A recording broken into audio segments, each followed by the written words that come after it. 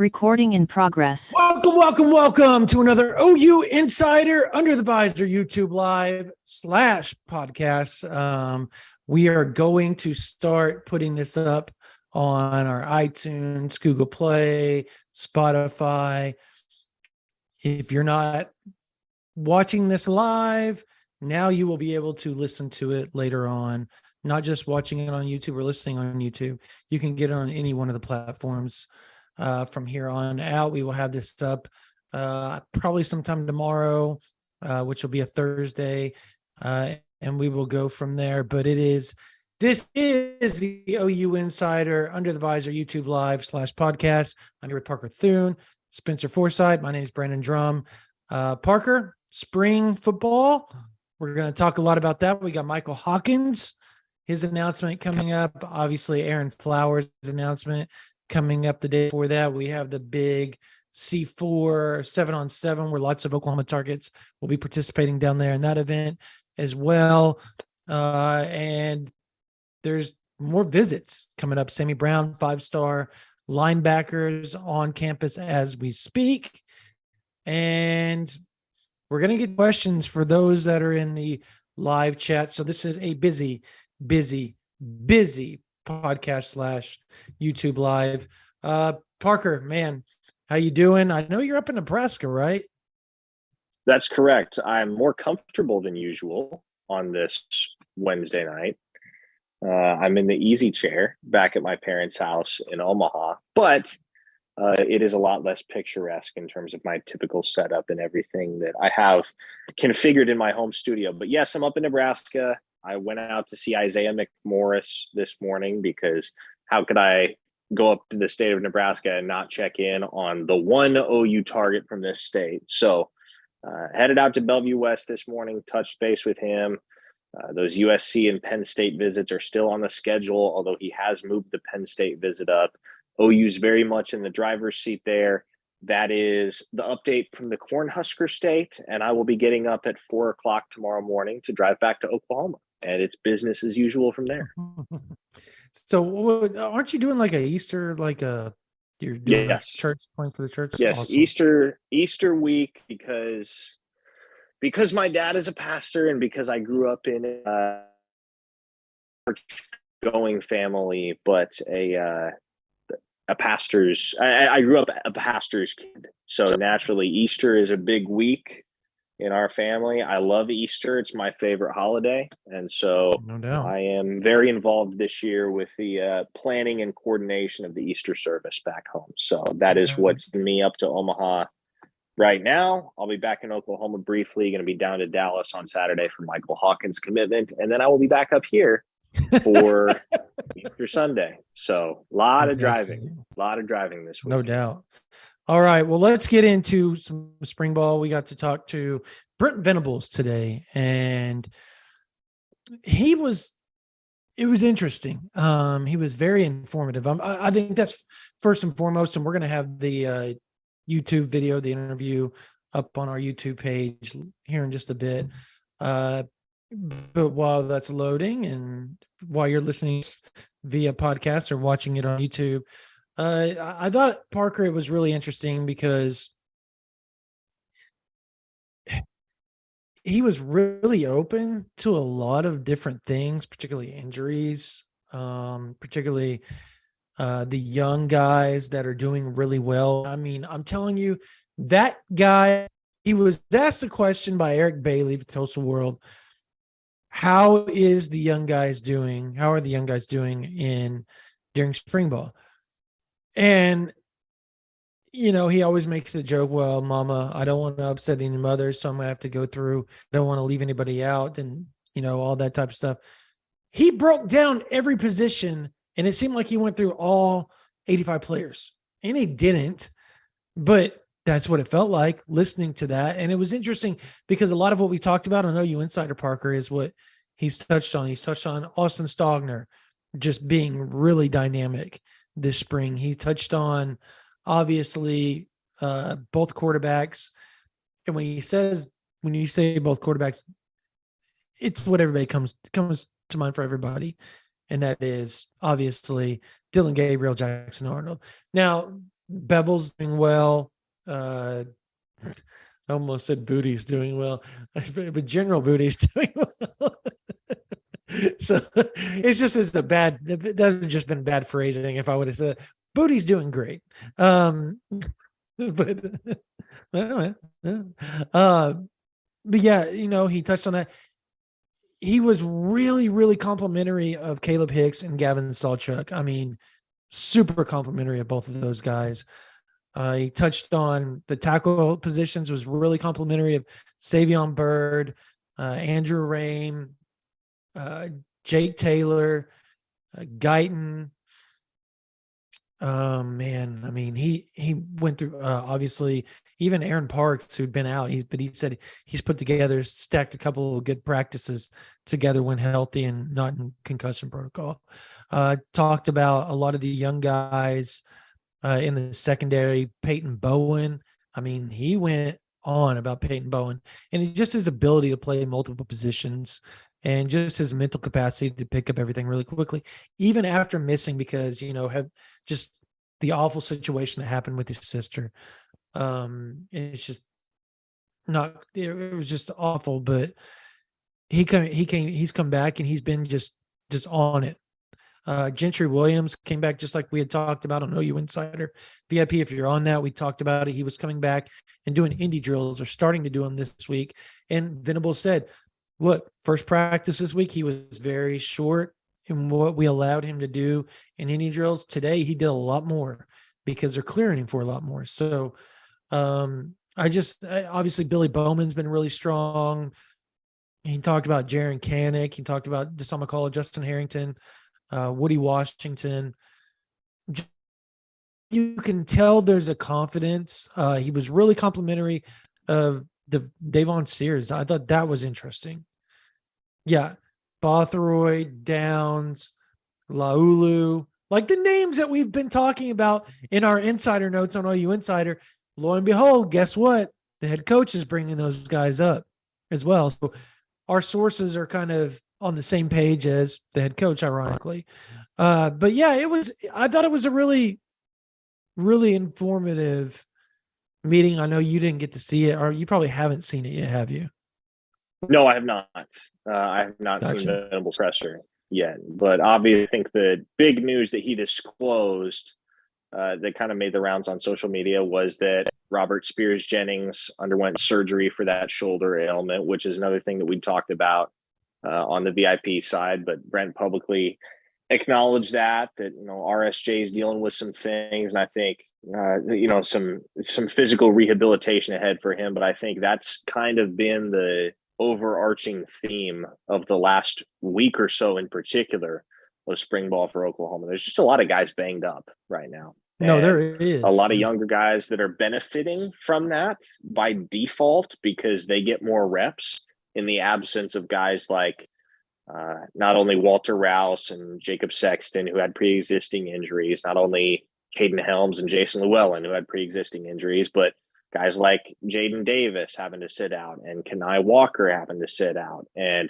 guys like Ethan Downs being limited. And so there have been a bunch of younger guys that have been pushed into more reps and reps with the first and second team that maybe they weren't counting on heading into spring ball. But it seems that these guys have all risen to the occasion and haven't been in over their heads. I haven't seen that suggested or heard that suggested in talking with sources in and around the program in reference to this freshman class. Really, without exception, these freshmen have all been impressive from the get-go. And some guys you hear more subdued praise for, Phil Picciotti, Eric LeBlanc, they've been good. But I tell you what, if there are a couple guys that folks are just going gaga over behind closed doors, I think you got to start that conversation with Josiah Wagner, who's maybe been the most pleasant surprise he talked about him, spring practice for Oklahoma.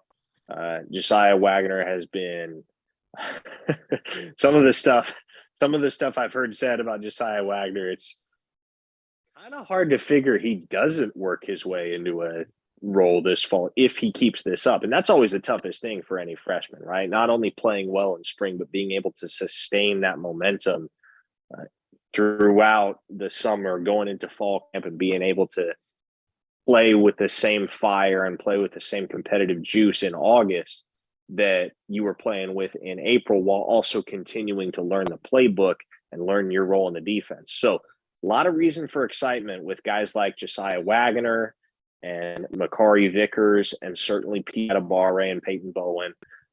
But at this point, I think with those freshmen especially, the focus now turns to what can you do in the spring game? What can you do when there are 6,000 fans in the stadium?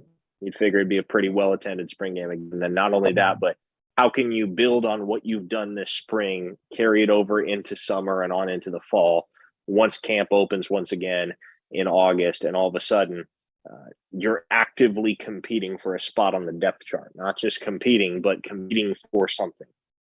Right. I think overall there's a lot of competition, a lot of different positions. Ironically, Jacoby Johnson just texted me. He was actually there today.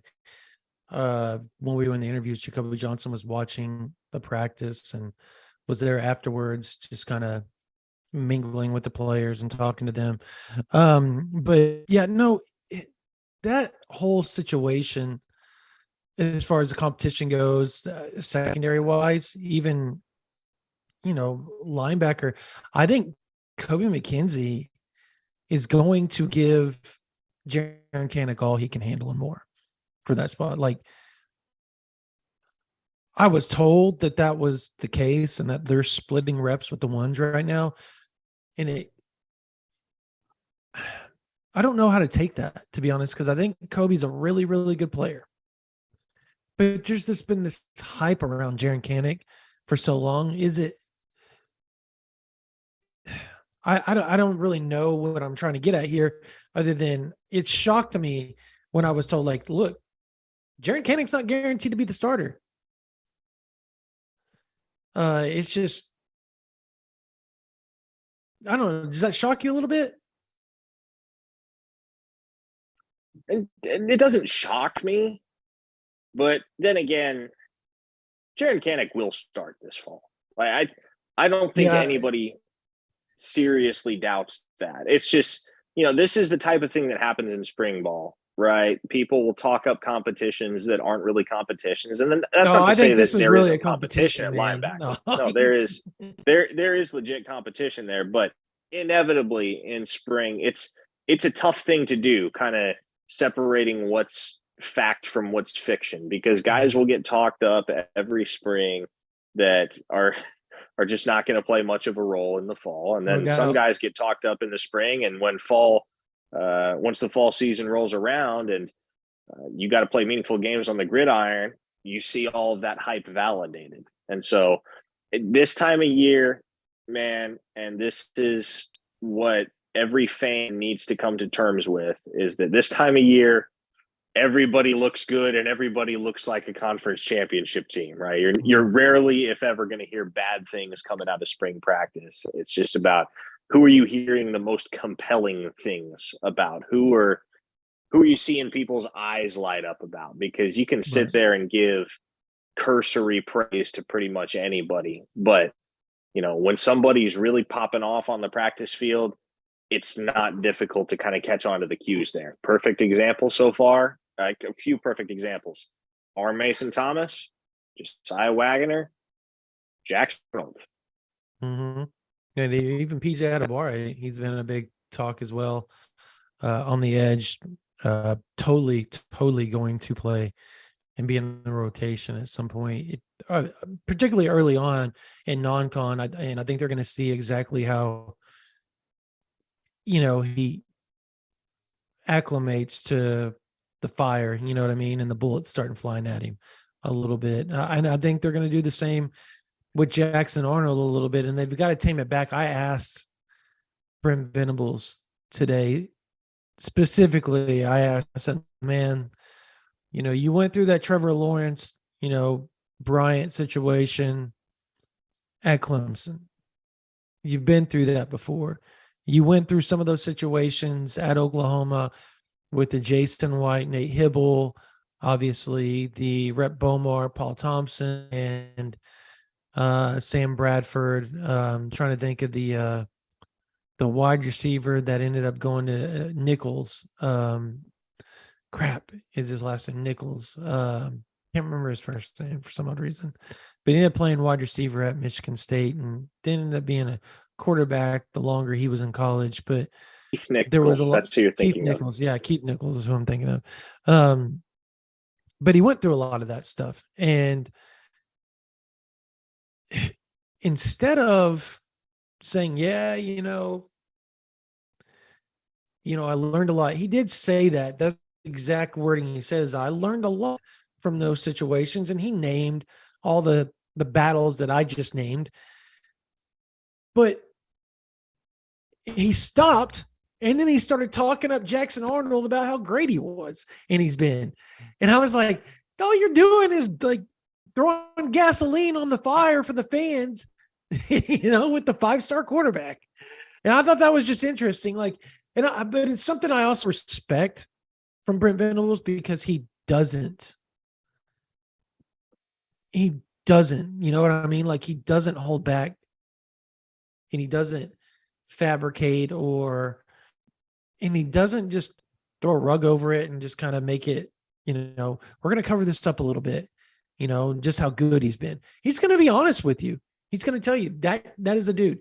If a guy is struggling, Brent Venables is going to tell you that guy's struggling.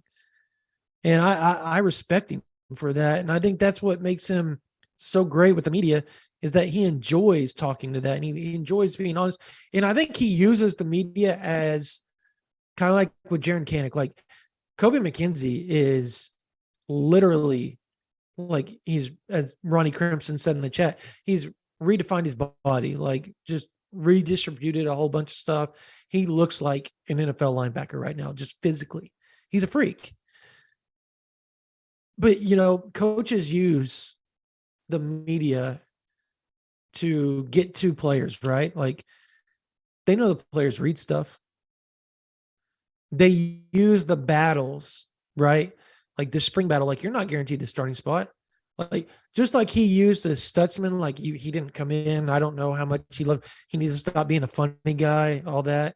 What happened to Stutzman after that happened?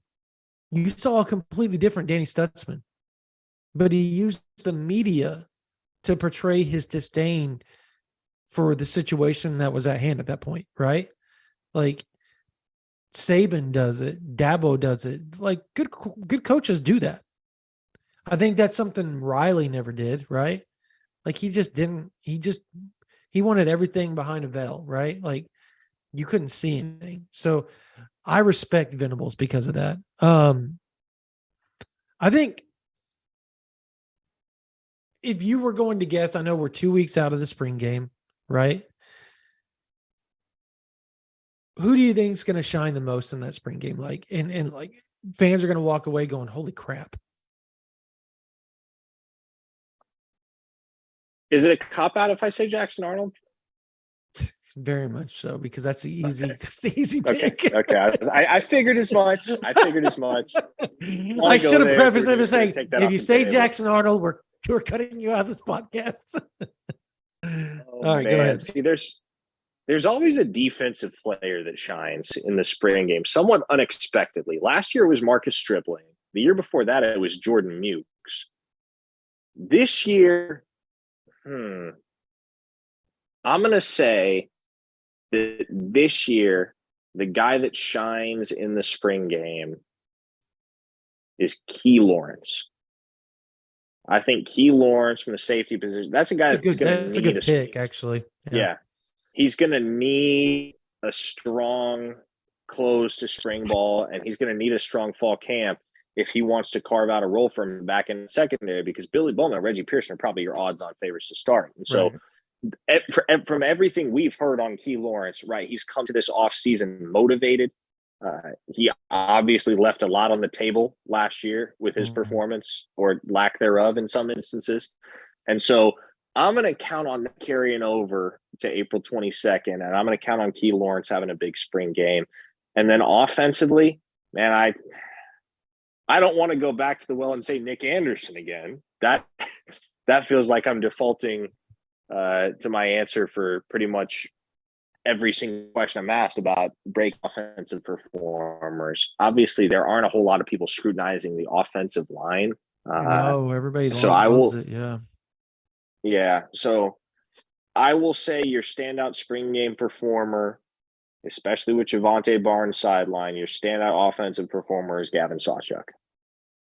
Count on him to have You a big took spring. my offensive guy, so appreciate that. Apologies. Yeah, no, you're good. I'm actually going to go Kobe McKenzie as a spring game standout defensively. And there was a comment by Dominique J. Gomez about, you know what? Now, Lawrence is going to get buried on the depth chart after that. We started all last year. Like, I don't like, he started, I think, what, 60% of the games at least, right? So, I mean, they played Broyles at the Broyles and White were your cheetahs most of the year, right? And then obviously Lawrence and Bowman were your safeties a lot of the time. So I'd like the Lawrence pick because he's really coming along. I was told the addition of talent and the competition upgrade at that position and the depth woke him up quite a bit. Like Which there's it no, needed to. there's no, he knows he's going to be on the field. Like that's not that guarantee is gone with Peyton Bowen, Pearson, and even Harmon and a lot of those guys. RSJ, obviously, up until the point that his shoulder, he couldn't do anymore. Like it was just hurting so much. Like he couldn't hurt it worse. But he had surgery. I talked to somebody. Like the funny thing is like we debated on putting that out there for like the last 48 hours. And just do it. And Jesse walks up to me after the scrum Parker, and he goes, "Yeah, we should have put that out there yesterday." After we, well, we live and you learn. So, but yeah, and if you're on O side, you kind of know the whole RSJ situation. We've been talking to people. We've been talking to you guys on OU Insider for quite a long time about his shoulder issue. Dates back to last season. I thought it could get better, and it got progressively worse. And originally, they thought it was going to hold him out all year, where he was going to potentially redshirt if he had surgery. But they went in, they looked at it, and it wasn't as bad as they first thought. So now he's only going to be out for like the first game or two of the season. They're hoping he's back the first month of the season. And obviously, if he progresses earlier, he could be back before the season. Like there's that potential, but I don't know. It's all up to the medical team and how his body reacts to everything. But the surgery went great, from what I've been told. It happened yesterday morning early, and from that point on, everything's been all about the rehab and kind of strengthening things and getting things back to where he needs to be. So it was the backside of his labrum as well that was injured. So, but Parker, I think offensively for me, because I said Kobe McKenzie, dang, offensively, man, that's tough. You took Gavin Sawchuk. That's who I was going to say. I'm going to say Austin Stogner. He's not going to play a whole lot. I just can't envision him with the as thin as they are at tight end right now. And they've got Hayden Bray, a defensive lineman, walk-on defensive lineman, literally playing tight end with him right now. Blake Smith is back, but he's got a club on his hand. So he's limited in what he can do, obviously, right now. But I just can't foresee them doing anything. Like he won't be going. Stogner will not be going with the twos. Like notoriously, you would play with ones and twos in a spring game. That's not going to happen there with him. Like they're not going to risk him getting injured. So he'll play with the ones and then he'll sit out. But I think he's going to make plays because from what I've been told is Stogner brings a different element to the tight end, something that Levy is like just thrilled about. The fact that he's a great route runner and his catch radius over the middle is huge. and he's a big body. He's not going to outrun people the way Braden Willis did, but he's going to make plays over the middle. And he's going to open, which is at the end of the day, going to make the safeties suck up, which over the top is going to be even more open in certain situations because of what Stogner can do. So he's a mismatch problem. What about Michael Hawkins? Let's get into that. He is announcing this Saturday, right? You will be at that. We were both invited. I'm going to the C4 tournament, and you're going to cover the commitment. So it worked out for us really well in how that all laid out. And I'm telling you, like, Parker will have, an OU Insider will have way more in-depth stuff on this if he picks Oklahoma than anywhere else. So you'll want to be paying attention and be on the OU Insider VIP for that. But what's your latest? What's the latest on that situation? Have you heard any rumbling for potential dominoes to fall if Hawkins does choose Oklahoma? And how quickly could those dominoes fall behind him? It just kind of feels like this is the end of the first waiting game. You know, the commitment has been not necessarily imminent, but people have been like, okay, like everybody's kind of expected the commitment to come pretty quickly for, I would say, the last 3 months or so. That everybody's kind of been waiting on Hawkins to pick between OU and at the time Arkansas and now TCU, basically to pick between Jeff Lebby and Kendall Browse. And so I think, A, you get him on board. It's great because you get your quarterback. But B, then I think that opens the door and kind of creates the conversation. Okay, who else is coming along? Obviously, we've talked about the fact that he and his younger brother Malik are going to play together. That's a package deal. If Mike's a Sooner, Malik's going to be a Sooner too. And then obviously 5-star 2025 tight end Devon Mitchell, who is expected to reclassify into the 2024 cycle and will more than likely be a top 100 player in 2024 and one of the top tight ends available. So I think that's where it starts. Just to acknowledge that even if he does kind of enjoy the process a little bit, he's going where Mike's going in the end. And then also the knowledge that Devon Mitchell is expected to have his reclassification finalized within 4 to 6 weeks and is expected to start taking official visits pretty soon thereafter. Just knowing that he's as close with Michael as he is, and he's very high on Oklahoma. I think all of that knowledge combined leads you to peg Mitchell as the sidecar, if you will, to the Hawkins train. And I mentioned this over on the OU Insider VIP board the other day, but Devon Mitchell's father, Marco, former University of Nevada star and NFL wide receiver, he was up at Oklahoma's practice on Monday afternoon. Devon wasn't. Devon's out at Los Alamitos High School in California, but Marco was taken into practice because the Hawkins family and the Mitchells are very close. Mike Sr. is very close with Marco, and as much as Michael has been trying to sell Devon on coming with him, Mike Sr. has been going to bat on behalf of OU with Marco Mitchell. And so the family is starting to get more familiar with everything that Norman has to offer. And Devon himself has been there 4 or 5 times at this point, typically with Michael. Those two generally will make that visit together.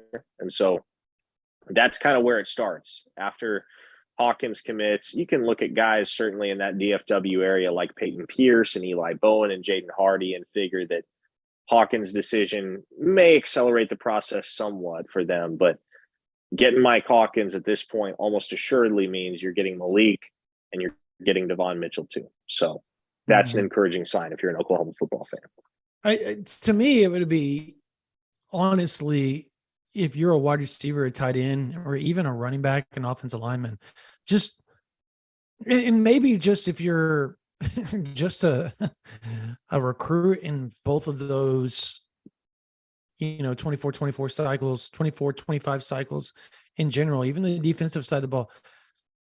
Oklahoma has Jackson Arnold, could have Michael Hawkins in 24, and then they already have Kevin Sperry Jr. in 25. 3 really good quarterbacks, like bam, bam, bam. If you're a wide receiver, tight end, running back, offensive lineman, that's got to be just, you got to look at that and go, I know we're going to be good offensively if I go to Oklahoma, right? Like, and even defensively, you have that confidence because you go somewhere with BV's background, right? Todd Bates, Jay Valai, Brandon Hall, Miguel Chavis, Ted Roof, like those guys have a deep defensive background. And you know you're going to go somewhere and you can perform well and play for playoff conference titles and stuff like that, because you know you're going to be good at the one position you have to be good at to go to that next level with who they have or could potentially have lined up between 23, 24, and 25 when it's all said and done. That's, to me, that's just what's insane. And if you're a wide receiver, a running back, like, you would think it would make it easy, right? Like, where's Caden Durham and all this if Michael Hawkins announced? Like, they're both from the DFW area. They're well aware of each other through track as well. Like, they run track together or against each other. I mean, this isn't like something that is going to be surprising to a lot of people, I guess, if it happens. But once it does happen, Parker, it becomes real. And with kids, that's kind of what you have to see. The more real it is, the more likely they're going to jump on board behind said player. I mean, you saw that with Caleb Williams. You saw that obviously with Jackson Arnold. He jumped in, and then 3 months later, that class went from mediocre to just stellar, right? Like, it was unbelievable. Particularly after he won the Elite 11 MVP, did it really start to take off? So I think that this has a lot to this, where he chooses, and we both think it's going to be Oklahoma, could be huge for what happens 3 months from now, right? Like, when commits start to roll in, and could be the difference between top 10 to 15 class and a top 3 to 10 class. Would you agree with that? Yeah, no, I do agree. And I think the other effect that it will have, you get Michael Hawkins on board naturally. One of the relationships that matters most on the recruiting trail and on the football field is relationship between the quarterback and his receivers, right? And in talking with a few sources today, I mentioned it last week on the OU Insider VIP board, the reality that if Isaiah McMorris waits even a couple weeks to commit, he might not have a spot at Oklahoma. Yeah, no, that's legit. Yes, it is. That's legit. That's real. And Oklahoma is sitting very pretty right now as it pertains to the wide receiver position in the class of 2024. Mm-hmm. And it might not be long before you start to see some of what's going on behind closed doors come to light publicly. And when it does, big time. Yep. One of those players that could be in line, maybe Oklahoma is a little bit of a long shot here, but this unofficial visit this week could change that, is 5-star linebacker Sammy Brown, who I went out to Georgia and saw. I talked to him and his coach Travis Nolan for about an hour and a half a couple weeks ago. Obviously, Sammy texted me. We have a note up on OU Insider VIP. He texted me last night, said, look, I'll be arriving at Oklahoma City around 9 a.m. is when I land.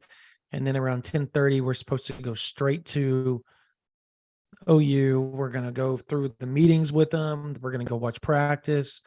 Then we're going to go through watch them do the workouts the next day. And then go through meetings and hang out with the Venables and the staff and stuff before leaving the next day. So, and we'll have an update on how the visit went and all that type of stuff after he leaves. So we're set to talk to him, but that's a big deal. Like, Clemson is obviously the leader there, and it's like like, that's not shocking that I said that. Like, if anybody's been following the Sammy Brown situation, or even if they're on OU Insider VIP, they should know that his uncle is the cheer coach at Clemson. And everybody that he knows and is related to him all went to like Furman, right? They either went to Furman or they went to Clemson.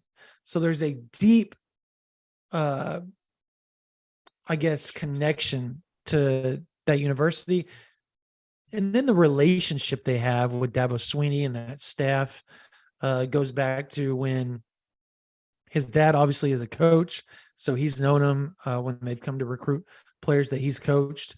And then obviously Sammy Brown went to camp there quite a bit as a kid. And during that time, the staff that's at Oklahoma defensively was there actually at Clemson. So they got to know his dad. They got to know Sammy Brown really well. Venables has been really, really tight with him in that situation. And Ted Roof and their relationship dates back a long time before that, because he recruited his father when Ted Roof was at Duke. So this relationship runs deep. It's why Oklahoma's in it. It's why Oklahoma's potentially going to get the last official visit in June for Sammy Brown. So the next 36 hours with Sammy Brown on campus in Norman is huge. He's already been there almost all of today. And you know, I haven't dug on how the visit's going, because you're just going to get it's going great. Like, those are the answers you'll get right now. But following the visit, we'll get more in depth of what they liked, what they didn't like, why they feel like they can return, and if they have the exact date set up that they're going to take the official. Because right now it's the last weekend in June. And if Oklahoma can get that and potentially get, you know, that last swing in there and have kind of the recency bias in there, you never know what can happen. Having said that, people in Norman that I talk to, Parker, still feel Clemson is like going to be so hard to beat for him. Like, that is just like the general consensus. They feel like they're battling Clemson. They don't feel like they know Georgia is going to be a player because of the defending national champs, and Jefferson, Georgia is 18 minutes from Athens. They understand that location. But the Browns are very much a relationship-driven family, and the two relationships that they have the best with is Clemson and Oklahoma. And that's why people kind of think that's a battle there. Like, that is a battle there. Clemson obviously has a huge lead right now. We'll see how much that lead maybe got chopped into a little bit after this unofficial visit this weekend, and go from there and have an update on OU Insider. Somebody in the super chat said, let's talk about kids OU has a chance with. Look, OU's got a shot at Sammy. They've got a shot. There's a difference between having a chance and being the favorite. No, OU is not the favorite right now. And again, you visit anywhere 8 times, odds are you're going to that school. So you hold a gun to my head, ask me where Sammy Brown's going, I'll say Clemson. But if there's a school that will spoil the party for Clemson, it looks right now to be Oklahoma. But yeah, well, I mean, but let's go back to 2023, Parker. Nobody thought Oklahoma had a chance with Colton Vasek, and he committed to Oklahoma, shockingly, at that point. And had Oklahoma not been as bad as they were last year, who's to say if he would have signed with Oklahoma? Honestly, like, that had a lot to do with it. Like, it had so much to do with it.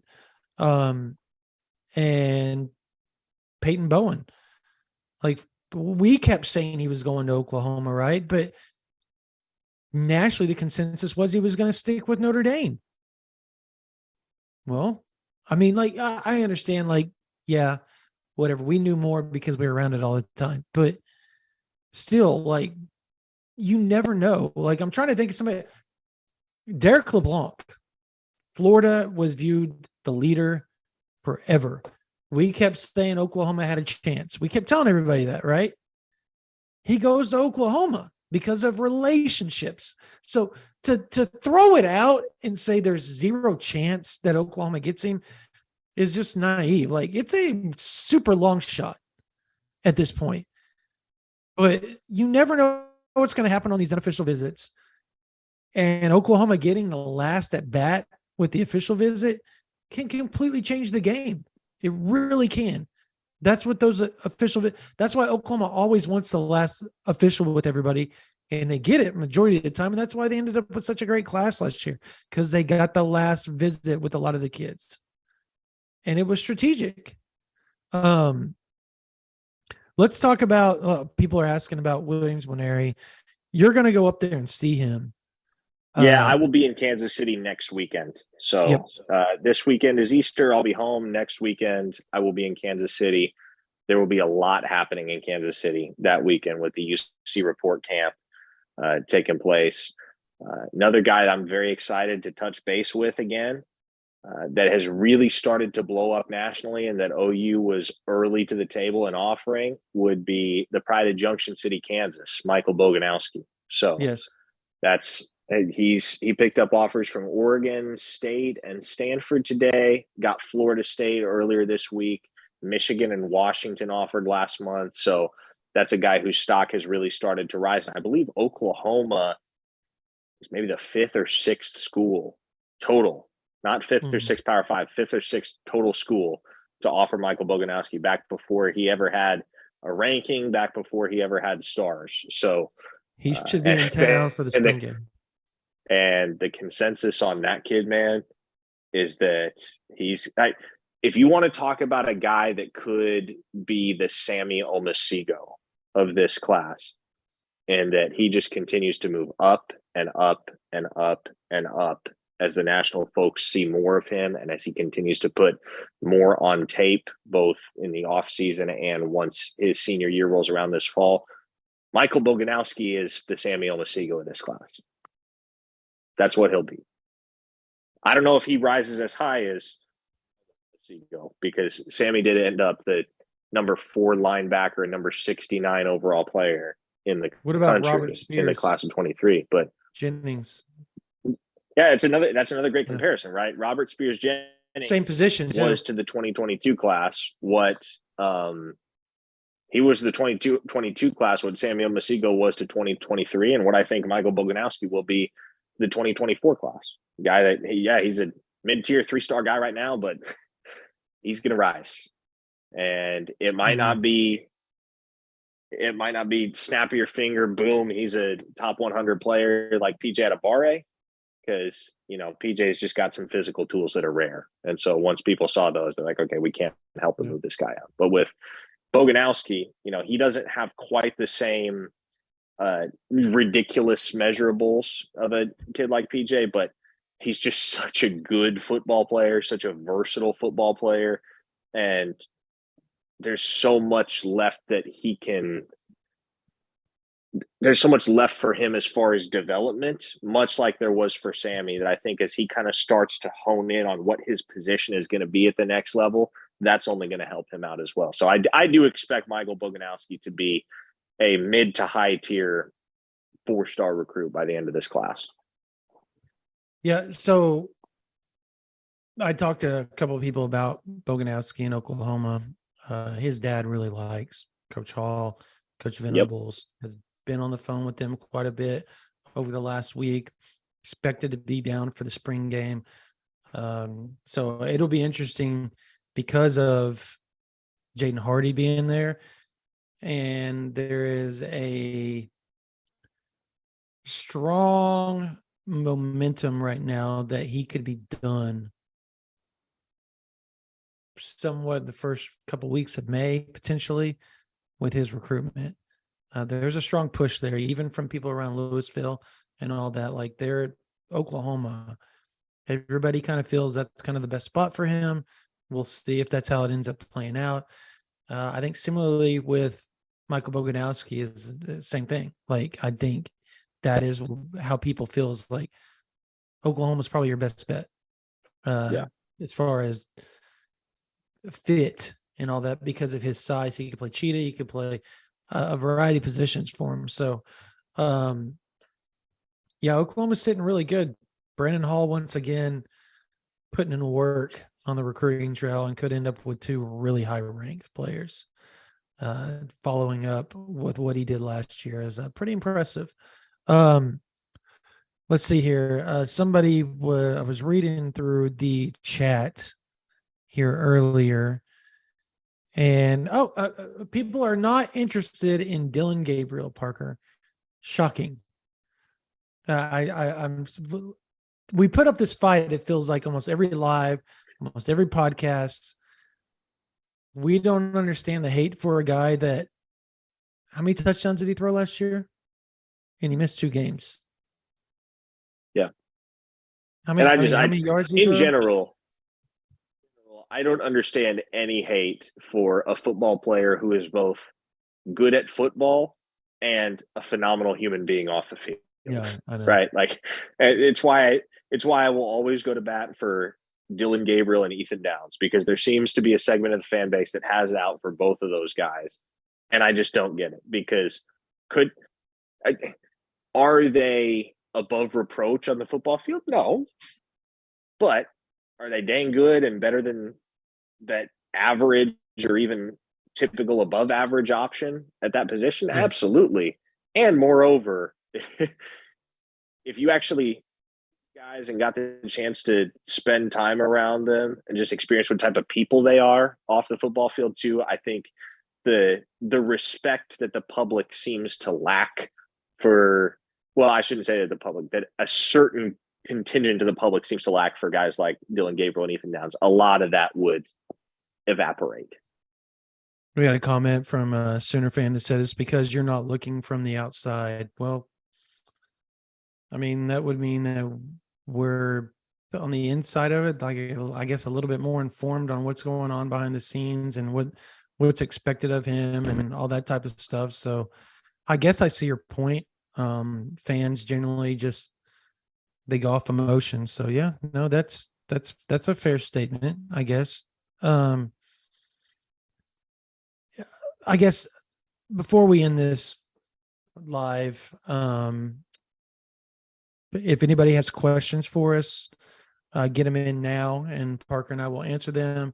I don't know where Mongo is, but we have to remember to shout out Ricardo LeBlanc. Yeah, that's true. Mongo's not there. He usually drops a lot of super chat stuff. So yeah, shout out to Ricardo LeBlanc, of course. Here's a good question for you. Who are the next 3 commits for 2024? We'll see if we have the same ones. Okay. Next 3. Well, okay. Well, one of them we will share at the very least. The next commit Oklahoma is getting, humble and imperfect opinion, is going to be this Saturday in Michael Hawkins. So I think we're both in agreement. So next 2 beyond Hawkins, I will say.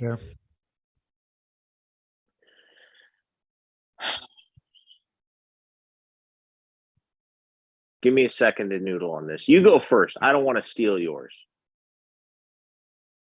I mean, I'll go Michael Hawkins, Jaden Hardy, and then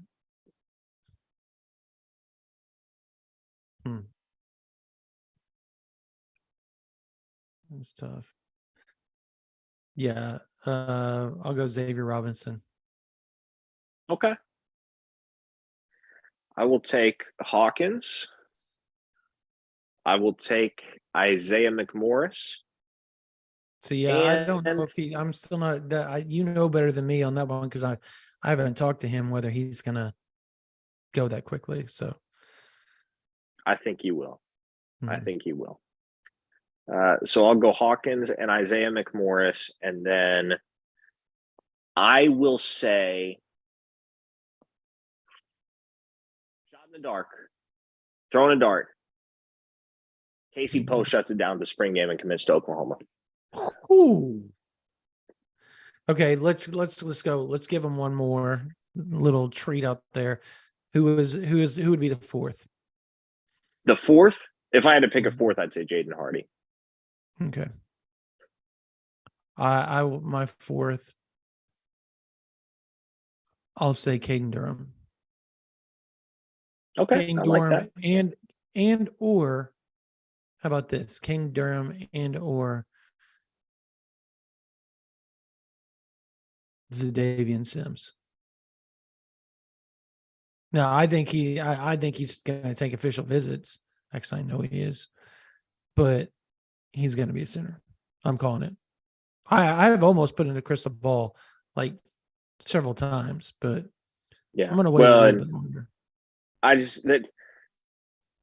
I feel strongly that there's going to be somebody that pops at the spring game, because that type of environment that can convince a kid to shut it down even when they weren't previously planning on it.